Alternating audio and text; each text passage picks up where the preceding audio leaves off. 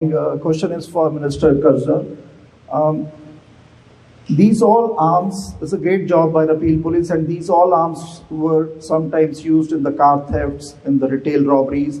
And in last 4 years, we had seen that Retail Council of Canada said there is a 300% rise in violent act and retail thefts.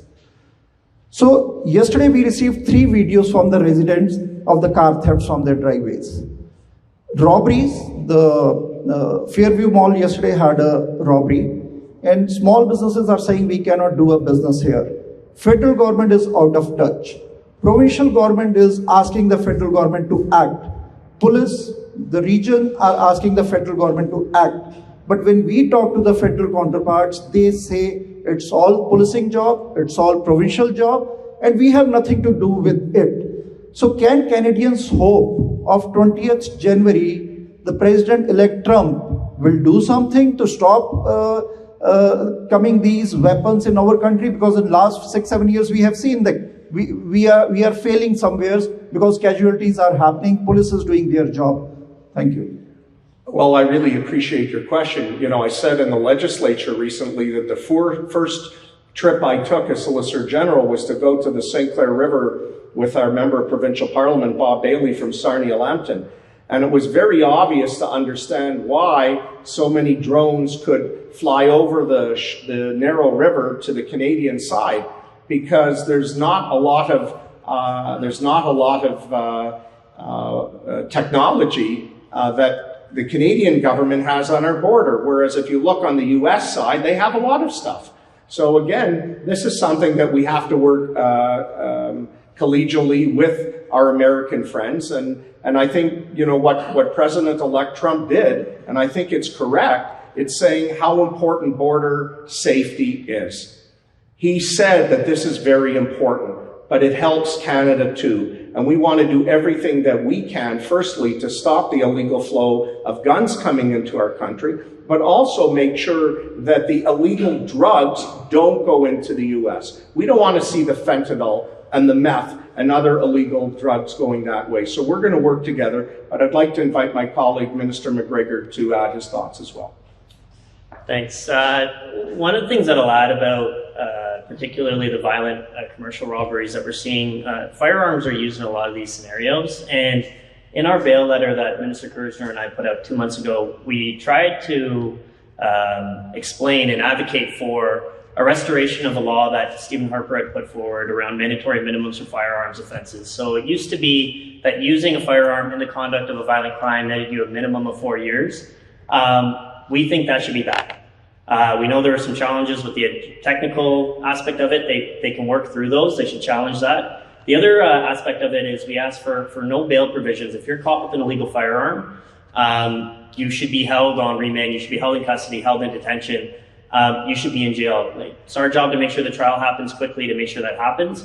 But that individual should be held in jail. But we're seeing some of the stats that you heard from Deputy Chief Milinovich. Half of the people they arrested are out on bail already. An individual who was being monitored with a firearm in their waistband, it's not acceptable. That needs to stop, and that's why we've been calling for, on top of border security, on top of rail yard security, also meaningful, substantial criminal code reform, bail reform.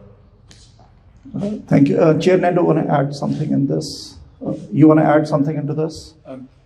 Well, again, I'm going to double down on what the minister has said. You make a great point with the other levels of government. One of the constant challenges we've had, and it's probably as bad as it's ever been, if I may say, you know, historically, the federal government has all the money, the provincial government has all the power, and we at the regional, local level get all the problems.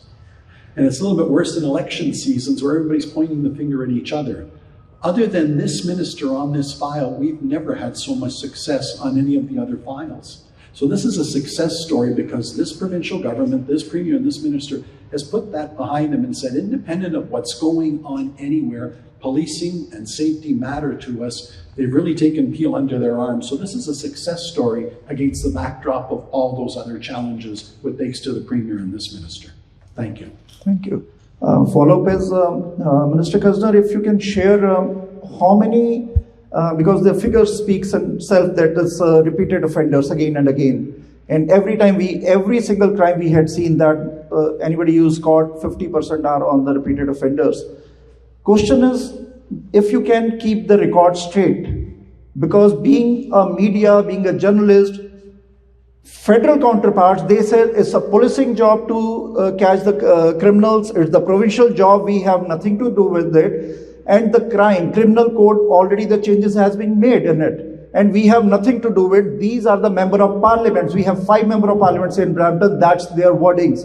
But they don't come in front of the TV for the interview on that. They said, ask the province. So that's why we are here. We ask you, do we need changes in the criminal code, or already changes being done? Whose responsibility is it? Who is accountable? Because police, we don't want to see another police officer on duty a victim.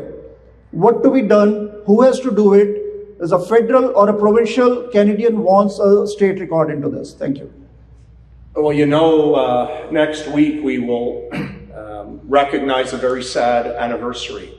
That will be the 2nd year since Constable Greg Pershala of the OPP was brutally killed by a violent and repeat offender out on bail. That is something that we never want to see happen. I'm going to invite the minister again, but I'll tell you this much. We have been consistent. When the minister and I traveled to Yellowknife for the federal, provincial, and territorial meeting, we said you have to change the criminal code. You have to do something that is a deterrent to violent and repeat offenders constantly being on our streets. And we see time and time again, they have not listened. We're going to continue in our message, but we're not just going to wait for them to act because we don't know if they will act. We're going to continue to make the investments like we did for the STEP program. We're going to continue to see more cadets graduate in the Ontario Police College with the historic investments we've made, because these 57 cadets that just graduated last Friday that will come to Peel are undeniable. They will make a difference. But I'd like the minister to add his thoughts, please. Yeah, I'll just add to the minister's answer. We were very clear with the federal government about what we'd like to see, and it's a few things. One, we want no bail provisions for serious violent offenses. So if you're accused of murder, terrorism, human trafficking, gun smuggling, illegal firearm possession, carjackings, violent robbery, bail shouldn't be an option. Two, we wanted a 3-strike rule where if you're hauled in front of a judge for one of those serious but maybe less violent offenses, you should only get 3 kicks at the can. We also wanted the mandatory minimums for firearm offenses back in play. We also put a demand in for conditional sentences.